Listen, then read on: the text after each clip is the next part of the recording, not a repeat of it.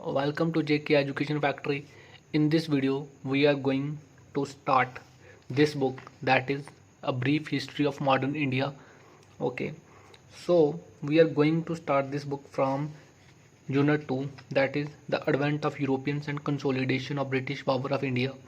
Okay so हम start करेंगे unit second से, जिसमें हम रीड करेंगे कि कैसे जो यूरोपियन नेशंस थे, जैसे पोर्तुगीज़ हो गए और हमारे पास डच हो गए, इंग्लिश हो गए, फ्रेंच हो गए, ये कैसे इंडिया में आए, किन कारणों से, और कैसे इन्होंने इंडिया पे अपनी पावर को कंसोलिडेट किया। ओके सो सबसे पहले हम पढ़ेंगे पोर्तुगीज़ के बारे में।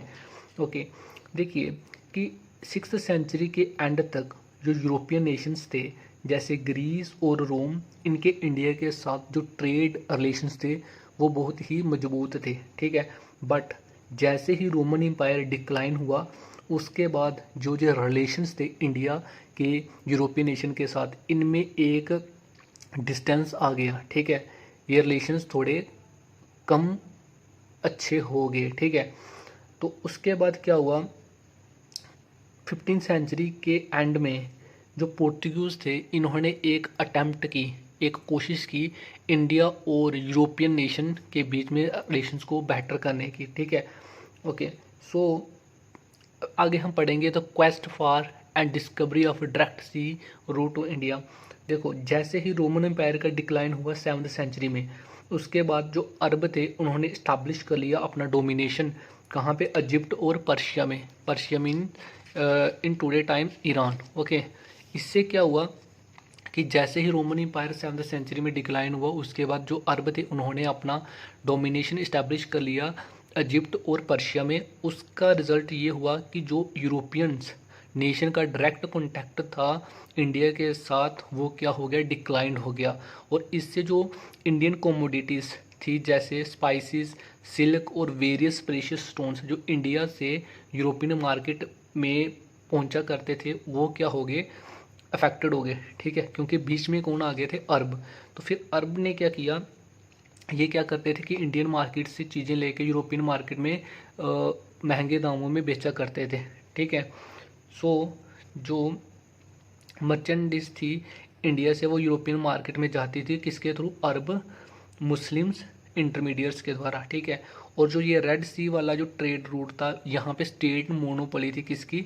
इस्लामिक रूलर्स थी, जो कि ट्रमेंडस रेवेन्यू अर्न करते थे स्टेट मोनोपोली की होने की वजह से। ठीक है, और जो लैंड रूट था इंडिया को, इसको कंट्रोल कौन करते थे? अरब करते थे। ठीक है, in the circumstances the Europeans, और इसी दौरान यूरोपियंस जो थे, मतलब जो यूरोप कॉन्टिनेंट के जो लोग थे, उनमें ये एक बहुत ही एक ये चीज़ थी कि हम किसी भी तरीके से इंडिया से डायरेक्ट कोई रूट फाइंड आउट करें, मतलब किसी सी के थ्रू फाइंड आउट करें, क्योंकि बाय लैंड तो वहाँ पे अरब, हम कह सकते हैं इस्लामिक रूलर ने कैप्चर किया हुआ था उस एरिया को। तो ये सोच रहे थे कि हम किसी भी तरीके से बाय सी एक रूट को फाइंड आउट करें। ठीक है, 15th सेंचुरी में यूरोप के अंदर एक ये स्पिरिट आई कि हम एक्सप्लोर करेंगे चीज़ों को। ठीक है, और उसी टाइम पे जो यूरोप था, उन्होंने मतलब शिप बिल्डिंग और नेविगेशन में एडवांसेस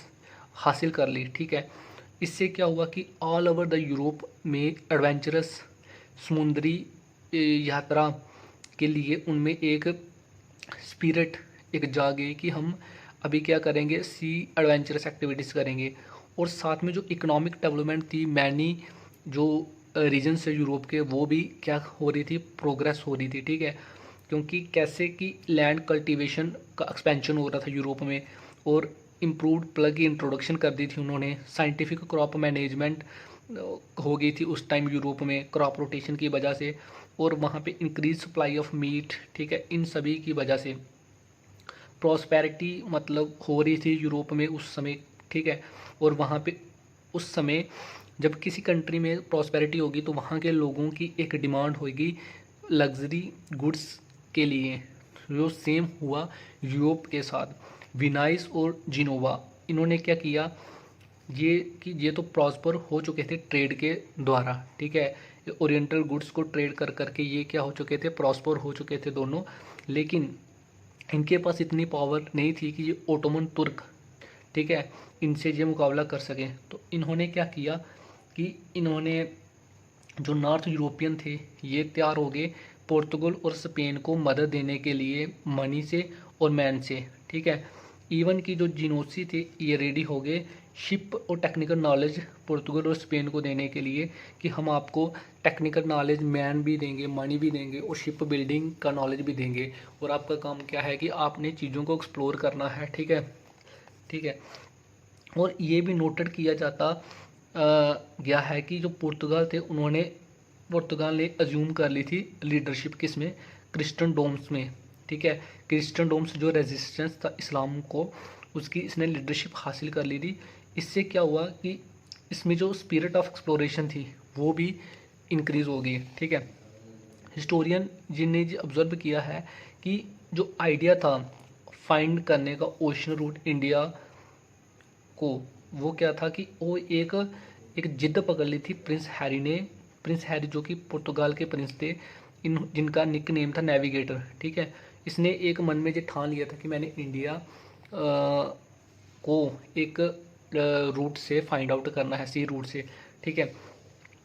और ये बहुत ही मतलब इंटरेस्टेड था कि जो मुस्लिम डोमिनेशन की ईस्टर्न मेडिटेरियन एरिया में जो मुस्लिम डोमिनेशन थी उसको ये कम कर सके, ठीक है। तो इसने क्या किया, फिर क्या हुआ कि पोप निकोलस 5 उसने क्या किया, प्रिंस हैरी को एक वुल दिया 1454 में, और उसने इसको एक राइट दे दिया। किसने दिया, पोप निकोलस 5 ने प्रिंस हैरी को राइट टू नेविगेट दे दिया कि जे सी के डिस्टेंट शोर में क्या कर सकता है, एक्सप्लोर कर सकता है चीज़ों को। मोर स्पेसिफिकली हम कहें कि एज़ फार एज इंडिया तक, ठीक है। ये किस लिए, ताकि ये इस्लामिक इन्फ्लुएंस से फाइट कर सके और क्रिश्चियन फेथ को स्प्रेड कर सके उस एरिया में। हाउएवर प्रिंस हैरी तो डाइड हो गए उनके ड्रीम ट्रू होने से पहले, बट इन 1497 एक ट्रीटी साइन हुई, ट्रीटी ऑफ टोर्डिसिलास, जो इम्पोर्टेंट है 1494 में। इसमें क्या था, ये ट्रीटी साइन हुई दो देशों के बीच में, मीन्स रूलर ऑफ पुर्तगाल और स्पेन के बीच में, जिसने क्या किया, जो नॉन क्रिश्चियन वर्ड था उसको क्या किया, इसने नॉन क्रिश्चियन वर्ड को क्या किया, डिवाइड किया। इसने क्या किया, नॉन क्रिश्चियन वर्ड को डिवाइड किया, और इसने बोला कि इन्होंने एक इमेजिनरी लाइन ड्रा की किसमें, अटलांटिक में, ठीक है। और इसने बोला कि जो इस लाइन के ईस्ट में होगा वहाँ पे जो पुर्तगाल है वो किसी भी जगह को क्लेम कर सकता है और ऑक्यूपाई कर सकता है उस एरिया को, ठीक है। और स्पेन जो होगा वो क्लेम करेगा उस इमेजिनरी लाइन के बेस्ट में। सिचुएशन इस तरह से प्रिपेयर की गई कि पोर्तुगीज़ जो है वो इंडिया के अराउंड क्या करें, नेविगेशन करें और किसी भी तरीके से एक वे आउट फाइंड आउट करें यूरोपियन मार्केट का डायरेक्ट इंडिया के साथ कॉन्टैक्ट के लिए। 1487 में पोर्तुगीज़ का एक नेविगेटर था बार्थोलोम्यू डियाज। इसने जो केप ऑफ गुड होप जो कि अफ्रीका में है वहाँ पे इसने चक्कर लगाया एक, और इसने ये अनाउंस किया कि इसने एक लंबा जो रास्ता है इंडिया के लिए वो फाउंड कर लिया है, ठीक है। बट ओनली 10 ईयर्स लेटर, 10 साल बाद 1497 में पोर्तुगीज शिप की ने एक एक्सपीडिशन भेजा इंडिया के लिए, और ये पहुंचा मतलब 11 मंथ से पहले ये पहुंच गया इंडिया में। देखो ये आए थे इंडिया में ट्रेडिंग करने, लेकिन ट्रेडिंग से ये ट्रेडर से बन गए ये रूलर। हुआ क्या कि वास्को डी गामा के बारे में सबने सुना है कि जो 3 शिप के साथ वास्को डी गामा आया था इंडिया में, ठीक है। और इसको लेड किया था किसने, गुजराती का एक पायलट था अब्दुल माजिद, उसने कैलीकट में 1498 में, ठीक है। और इस इंसिडेंट ने इंडिया की हिस्ट्री को कम्प्लीटली कर दिया, चेंज कर दिया, ठीक है। हिंदू रूलर था उस समय कैलीकट का जैमोरिन, जिसने इसको रिसीव किया, और उस समय जैमोरिन के माइंड में ऐसी कोई भी एप्रीहेंशन नहीं थी कि पोर्तुगीज़ किस इंटेंशन से इंडिया आ रहे हैं, ठीक है। बल्कि इसने उल्टा ही पोर्तुगीज़ इसको मतलब वास्को डी गामा को रिसीव किया ग्रैंड वेलकम के साथ, ठीक है। मतलब जो कैलीकट जो किंगडम था वो उसकी जो जैमोरिन का जो किंगडम था वो प्रॉस्पेरिटी उसकी कैलीकट की पोजीशन के कारण थी, क्योंकि कैलीकट की पोजीशन जो थी वो समुद्र के किनारे थी, जिसके थ्रू ज़्यादातर ट्रेड हुआ करता था, ठीक है। फिर जो अरब ट्रेडर थे, लेकिन जब उनको ये पता चला कि पोर्तुगीज़ जहाँ पे पहुँच चुके हैं, तो वो नहीं चाहते थे कि कोई यूरोपियन नेशन जहाँ पे आके मतलब इस्टेब्लिश करे अपनी डोमिनेशन, जिनसे उनको थ्रेट हो, ठीक है, उनकी मार्केट कम हो, तो वो हो नहीं चाहते थे, ठीक है। फॉर सेंचुरीज, मतलब कई सेंचुरीज तक जो ट्रेडिंग सिस्टम था इंडियन ओशियन में, उसमें बहुत सारे पार्टिसिपेंट्स थे, जैसे इंडियंस तो थे, अरब थे, अफ्रीकन थे, चाइनीज़ थे, जापानीज़ थे, ठीक है। बट इन जो जितने भी ये पार्टिसिपेंट्स थे, इनका मेन जो हम कह सकते हैं कि इनका एक पर्पस था, वो ये था कि इन्होंने प्रॉफिट को अर्न करना है, ना कि डोमिनेशन करना है इंडियन ओशियन रीजन्स में, ठीक है। लेकिन जो पोर्तुगीज़ थे, इनका जो इंटेंशन थी ये टोटली क्लियर थी कि हम अपनी मोनोपोली को इस्टेब्लिश करेंगे, हम कोई भी कंपटीटर को सर्वाइव नहीं करने देंगे इस ट्रेड रीजन में, ठीक है। तो वास्को डी गामा 3 मंथ तक यहाँ पे स्टे किया इसने इंडिया में, और जब ये पुर्तगाल वापस गया तो इसने क्या किया, अपने साथ एक कार्गो लेके गया सामान का। तो जब इसने वो सामान सेल किया यूरोपियन मार्केट में, तो इसको ह्यूज प्रॉफिट हुआ। तो उस प्रॉफिट को देखकर जो वहाँ के जो ट्रेडर्स थे, उन्होंने सोचा कि क्यों ना हम भी इंडिया में जाएं, वहाँ पे ट्रेड करें, एक्सप्लोर करें और हम भी प्रॉफिट अर्न करें, ठीक है। जो कि इससे पहले क्या हो रहा था कि जो मुस्लिम मिडल मैन थे, वो इंडिया की मार्केट से चीज़ें बाय करके यूरोपियन मार्केट में सेल कर रहे थे 10 टाइम हाई रेट पे, तो ठीक है। तो इसमें जो मेन था वो था पेपर का ट्रेड, ठीक है। तो लेकिन जो फिर इससे क्या हुआ कि जो और जो ट्रेडर थे, उन्होंने अटैम्प्ट की इंडिया में आने की और ट्रैक्टर ट्रेड करने की, ठीक है। और इसमें से एक बंदा था जिसका नाम था पेड्रो अल्वारेज कैब्राल। इसने क्या किया, एक अटैम्प्ट की ट्रेड करने की इंडिया के साथ, स्पाइसेस की, मसालों की। इसने नेगोशिएट किया और एक फैक्ट्री इस्टेब्लिश की कैलीकट में, ठीक है, 1500 में। लेकिन हुआ क्या कि वहाँ पे एक कन्फ्लिक्ट हो गया वहाँ के लोकल के साथ, ठीक है। तो उससे कि लोकल में एक लड़ाई हुई कन्फ्लिक्ट के दौरान, तो पोर्तुगीज़ फैक्ट्री में अटैक किया लोकल्स ने, इससे बहुत सारे पोर्तुगीज़ की डेथ होगी। रिटेलिएशन में कैब्रल ने क्या किया, अरब जो मर्चेंट शिप थी उनको सीज कर लिया, ठीक है। और इसने 100 क्रू मेंबर्स को क्या कर दिया, मतलब किल कर दिया। कैलीकट को बम्बार्ड किया इसने, ठीक है। फिर उसके बाद कैब्रल सक्सीड हो गया, मतलब ट्रीटी साइन करने में लोकल के साथ, जो वहाँ के कोचर कैनोर के थे, ठीक है। वास्को डी गामा दोबारा इंडिया में आया 1501 में। जैमोरिन ने डिक्लाइन कर दिया कि हम अरब मर्चेंट्स को टोटली एक्सक्लूड नहीं कर सकते ट्रेडिंग करने से, ठीक है, पोर्तुगीज़ की वजह से। लेकिन जब वास्को डी गामा ने कमर्शियल ग्रीड और कुछ हॉस्टिलिटी प्रोवाइड की जैमोरिन की, तो वो जैमोरिन क्या हो गया, एग्री हो गया, ठीक है। वास्को डी ने फिर क्या किया, फैक्ट्रीज, ट्रेडिंग फैक्ट्री इस्टेब्लिश की कैनोर में, और थोड़े ही जल्दी कैलीकट, कैनोर और कोची इंपॉर्टेंट ट्रेड सेंटर बन गए पोर्तुगीज़ के। ग्रेजुअली अंडर द प्रोटेक्ट अपनी फैक्ट्री, फिर पोर्तुगीज़ ने ये बोला कि हम अपनी फैक्ट्री को प्रोटेक्ट करेंगे, और इसके लिए हमने क्या करना है, हम करेंगे फोर्टिफिकेशन, मतलब किला बनाएंगे अपनी फैक्ट्री के अराउंड।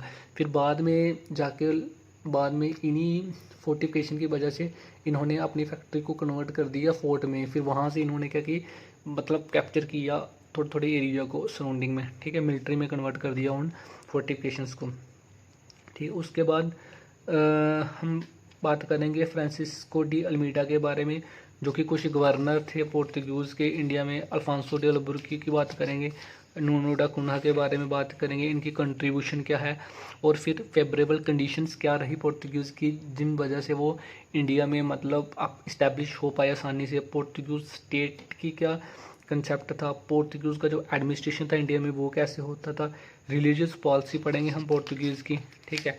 फिर हम पोर्तुगीज़ का जो फेवर था मुग़ल के रिलेटेड, वो इन्होंने कैसे लूज़ कर दिया, हुगली को कैसे कैप्चर किया, ये पढ़ेंगे। फिर अंत में हम पढ़ेंगे डिक्लाइन कैसे हुआ पोर्तुगीज़ का, ठीक है, क्योंकि हिस्ट्री हमें ये बताते हैं कि जिस चीज़ का राइज होगा उसका फॉल भी होगा, ठीक है, डिक्लाइन भी होगा। फिर एंड में हम पढ़ेंगे सिग्निफिकेंस क्या था पोर्तुगीज़ का। और इसी के साथ हम इस वीडियो को आज इतना ही रखेंगे।